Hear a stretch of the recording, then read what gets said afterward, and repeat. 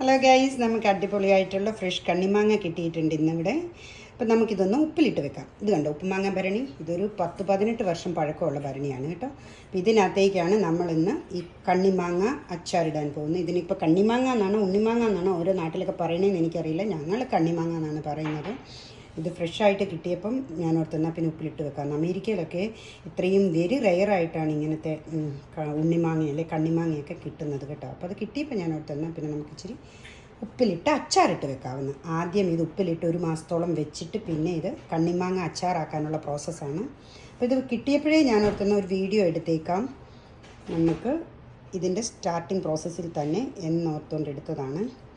അതിൻ്റെ ഓരോ പ്രോസസ്സായിട്ട് ഞാൻ വീഡിയോ ഇടുന്നതാണ്. പക്ഷെ ഇത് കണ്ടോ, നല്ല അടിപൊളിയായിട്ടുള്ള ഭരണിയാണ്.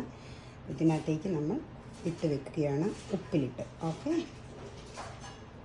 Thank you for watching.